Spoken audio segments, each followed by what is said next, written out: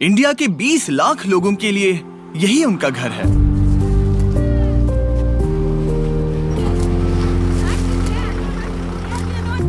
ये इस देश में बनी कई डंप साइट्स में से एक है, जहाँ पर लोगों को लिटरली कूड़े के पहाड़ों से गुजरना पड़ता है, अक्सर जिसमें होती है नुकीली चीजें और जहरीला कूड़ा, जिससे कई सारी बीमारियां होती हैं जो अक्सर जानलेवा होती हैं, ताकि वो दिन के बस $3 बना सके। और क्योंकि ये देश दुनिया का सबसे ज्यादा आबादी वाला देश है, इंडिया हर साल 6.5 लाख टन कूड़ा का निर्माण करता है। और अमीर और गरीब के बीच की धन असमानता बढ़ने का मतलब है कि लाखों लोगों को सिर्फ सर्वाइव करने के लिए इस कूड़े को अलग करके बेचने पर निर्भर रहना पड़ता है, जो कि इन्हें इस साइकिल में फंसे रहने पर मजबूर कर देता है। ये दिल दहला देने वाला है। जब हमने ये प्रोजेक्ट चुना तब मुझे पता था कि ये बहुत मुश्किल होने वाला है, लेकिन मुझे आइडिया नहीं था कि यहाँ पर आना और ये सब देखना इतना दिल दुखाने वाला होगा। मैंने ऐसा पहले कभी नहीं देखा। मैं अभी अभी बाप बना हूँ और बच्चों को इस तरह के माहौल में काम करते देखकर मैं अंदर से पूरा टूट गया और पता नहीं इसे लफ्जों में कैसे बयां करूं। ये सही नहीं है। एक इंसान के तौर पर हम ऐसी चीजों को होने देने से भी अच्छा कुछ कर सकते हैं। पर ये डंप साइट ही इकलौती प्रॉब्लम नहीं है। आबादी का एक बहुत बड़ा हिस्सा इन शहरी बस्तियों में रहता है। ये गरीबी और यहाँ रहने के हालात बेइंतहा कठोर हैं। ये लोग अपने घरों को एक रेलवे ट्रैक के पास बनाने में मजबूर हो गए हैं।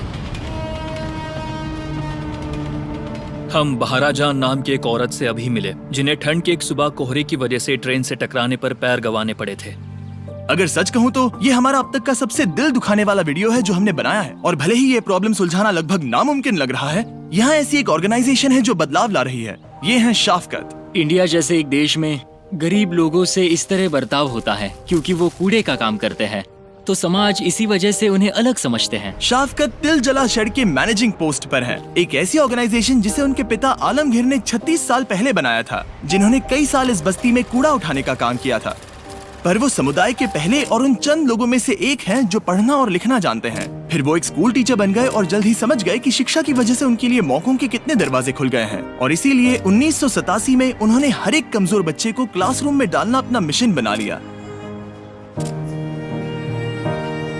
हर एक इंसान को जन्म से ही अधिकार होते हैं। काम मिलने का अधिकार, अनाज पाने का अधिकार, शिक्षा पाने का अधिकार। गरीबी समय नहीं देखती, वो हर दिन संघर्ष कर रहे हैं। क्योंकि उन्हें कभी कोई शिक्षा नहीं मिली, इसीलिए छोटे बच्चे क्राइम कर रहे हैं। हमें वो सभी मौके इन बच्चों के घर की चौखट तक लाने होंगे। इनमें से एक बच्चा है अकबर, एक लड़का जिसने कूड़े के समुदाय में जन्म लिया था। बड़े होते हुए इसके पास परिवार के साथ कूड़ा साफ करने के अलावा और कोई रास्ता नहीं था ताकि ये सिर्फ सर्वाइव कर सके। उसका मतलब ऐसी जिंदगी जिसमें ना ही शिक्षा है, ना ही सुरक्षा है, और सबसे बड़ी दुख की बात, ना ही एक उज्जवल भविष्य की उम्मीद है। लगभग 6 महीने पहले इसके पिता का देहांत हुआ था और उस वजह से परिवार पर बहुत प्रेशर आया था। अब इसकी माँ को कोई सहारा नहीं है और अब इतने सारे बच्चों के साथ पूरे परिवार को बहुत मुश्किल हो रही है। अकबर ने इस बाल मजदूरी की, इस गरीबी की, ऐसे प्रेशर की जिंदगी को नहीं चुना। किसी भी बच्चे को ऐसे नहीं रहना चाहिए।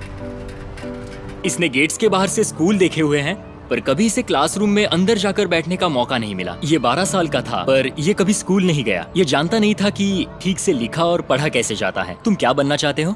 इंजीनियर। इंजीनियर। ये कहता है कि मैंने रोड्स पर बहुत सारी चीजें देखी हैं, लोगों की गाड़ियाँ खराब होते हुए, लोग मदद मांगते हुए, पर कोई मदद नहीं करता। मुझे इनकी मदद करनी है। ऐसे हालात होने के बावजूद भी इसने कभी अपने पढ़ाई करने के सपने को नहीं छोड़ा। तो शाफकत ने अकबर को एक मौका दिया और उसका स्कूल में दाखिला करवाया। और सिर्फ 2 साल में ही ये 8वीं कक्षा तक चला गया, ठीक वही जहाँ इसे होना चाहिए। अब उसके लिए मेरी ये उम्मीद और सपने हैं कि अब वो शिक्षा को हासिल कर पाएगा, एक यूनिवर्सिटी में जा पाएगा और एक इंजीनियर भी बन पाएगा, जैसा उसने हमेशा सपना देखा है। ये पक्का करने के लिए कि तुम्हें वो हर एक मौका मिले, हम तुम्हारे परिवार को कुछ पैसे दे रहे हैं ताकि वो खाना खरीद सके, तुम्हें फिक्र करने की जरूरत ना पड़े। अगर तुम वादा करते हो कि तुम दिल लगाकर पढ़ाई करोगे तो मैं तुम्हारे स्कूल जाने का खर्चा उठाऊंगा और मैं तुम्हारी इंजीनियरिंग डिग्री का भी खर्चा उठाऊंगा, ठीक है? प्रॉमिस? प्रॉमिस। डील? डील? ऐसे। पर अकबर सिर्फ एक है उन हजारों बच्चों में से जिन्हें तिल जला शेड ने डंप वेस्ट से बाहर निकालकर उन्हें शिक्षा प्रदान की, सुरक्षित घर दिया और फाइनेंशियली मदद की। और डैरेन पहली बार स्कूल के सभी बच्चों से मिलने वाला था। आपको वो अनुभव कराने का मैं इंतजार नहीं कर पा रहा। जब बच्चे उस दरवाजे से दौड़ कर आएंगे, मैं उसे शब्दों में बयां नहीं कर सकता।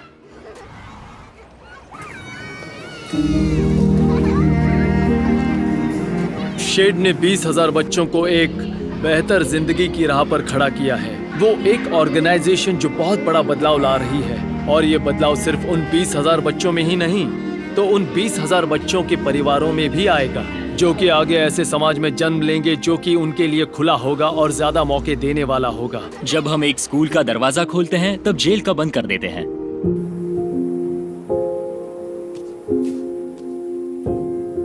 सिर्फ शिक्षा ही आगे जाने का रास्ता है, और शिक्षा ही हमारे समाज को पूरी तरह से बदल सकती है।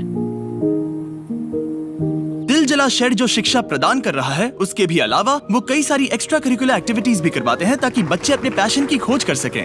उनके अंदर एक आर्टिस्टिक टैलेंट छुपा हुआ है, इसलिए हम हमेशा उसे खोजने की कोशिश करते रहते हैं। हमने यहाँ स्पोर्ट्स भी इंक्लूड किए हैं। हम ताइक्वांडो क्लासेस भी लेते हैं, कंप्यूटर लर्निंग भी सिखाते हैं, गिटार क्लासेस, पियानो क्लासेस और बहुत कुछ।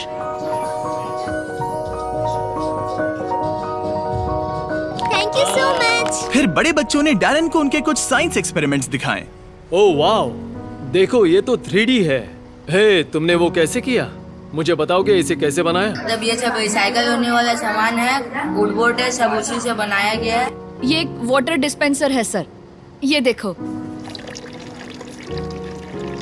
शायद ये बहुत जरूरी है कि हम समझे कि ये बच्चे कितने इनोवेटिव और रिसोर्सफुल हैं। इनके पास बहुत ही कम चीजें हैं, फिर भी इन्हें जो सामान मिलता है वो उसी का इस्तेमाल करके ये एक्सपेरिमेंट्स कर रहे हैं और ऐसा करके खुद को सिखा रहे हैं। इन बच्चों में इतनी क्षमताएं छिपी हुई हैं, फिर भी ऐसे बच्चों को अच्छी शिक्षा का मौका नहीं मिल पाता है।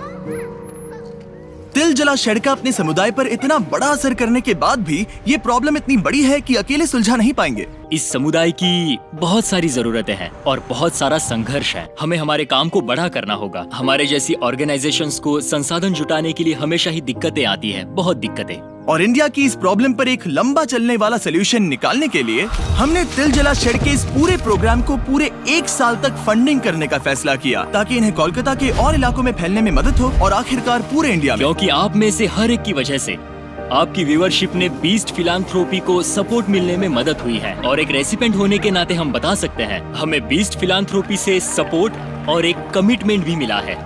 आपकी ब्लेसिंग्स के लिए बहुत बहुत शुक्रिया। पर अभी एक और सरप्राइज बाकी है। शाफकत ने बताया कि बहुत से बच्चों को कंप्यूटर सीखने में दिलचस्पी है, पर लोकल लाइब्रेरी में सभी बच्चों को सीखने के लिए उतने कंप्यूटर्स नहीं हैं। तो हमने उनकी मदद की। हम और भी कुछ करना चाहते थे, तो हमने कुछ कंप्यूटर्स भी खरीदे हैं। कुछ दिन मुश्किल होते हैं, कभी चुनौतियां होती हैं, पर एक सोशल एक्टिविस्ट का काम ही होता है कि वो कोई स्ट्रैटेजी ढूंढे, उनसे बाहर निकलने का रास्ता ढूंढे, जिससे कि जो भी कठिनाइयां और चुनौतियां आए उन्हें वो पार कर सके। पर अभी हमारा काम पूरा नहीं हुआ। कुछ देर पहले शाफकत ने डैरन को मोहेश और अधीर से मिलवाया, ऐसे 2 भाई जो 13 साल की उम्र से यहाँ पर कूड़ा उठाने का काम कर रहे हैं।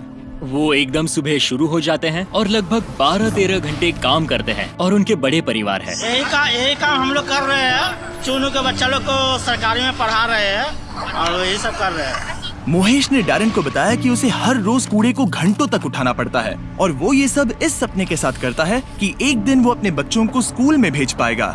$5-6 में एक परिवार चला पाना इन्हें बहुत मुश्किल होता है, क्योंकि ये बहुत कम पैसे है, बहुत कम। फिर मोहेश ने डैरन को अपने परिवार से मिलने उसके घर बुलाया, और उसे घर पे क्या दिक्कतें आती हैं उसके बारे में डैरन ने और भी जाना। यहाँ अंदर बहुत ज्यादा गर्मी है, और ये यहाँ का सबसे गर्म वक्त भी नहीं है। ये एक्चुअली ठंड के मौसम के आखिरी कुछ दिन है, और यहाँ सच में बहुत ज्यादा गर्मी है। गर्मी की वजह से खाना खराब होने से बचाना मोहेश के लिए बहुत चुनौती भरा हो जाता है, जिस वजह से कभी कभी उसे और अधीर को भूखे पेट ही काम करना पड़ता है, जिससे इस काम को पूरा करना लगभग नामुमकिन हो जाता है। अपने परिवार का ख्याल रखने के लिए तुम जितनी मेहनत करते हो वो देखकर हम तुम्हारी थोड़ी मदद करना चाहते हैं, इसलिए हम तुम्हारे लिए एक नया फ्रिज खरीदेंगे। मैं और भी कुछ करना चाहता हूँ। जब तुम्हारी बच्ची थोड़ी बड़ी हो जाएगी तब हम उसका स्कूल में दाखिला कराएंगे और हम ही खर्चा उठाएंगे, ठीक है? कोई बात नहीं मेरे भाई।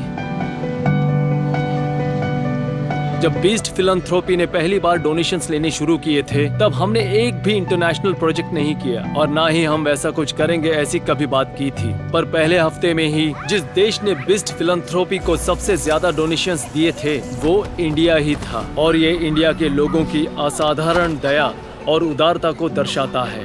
और तब से ही यहाँ पर बीस्ट फिलैंथ्रोपी के साथ आना और उतनी ही उदारता दिखाना जितनी यहाँ के लोगों ने हमें दिखाई थी, वो मेरे लिए बहुत जरूरी बन गया था। मैं एक बहुत बड़ा शाउट आउट देना चाहूंगा स्मिथ ब्रदर फैमिली फाउंडेशन को। जब डैरन को पता चला कि बहुत सारे बच्चों को हर रोज खाना नहीं मिलता, तो उसने अपने कुछ दोस्तों के साथ एक बहुत ही जेनरस अमाउंट डोनेट किया, जिसकी मदद से हम 80 परिवारों को 2 साल तक खाना दे सकते हैं। मदद करने के लिए thank you India, we love you. दिल जला शेड को डोनेट कीजिए।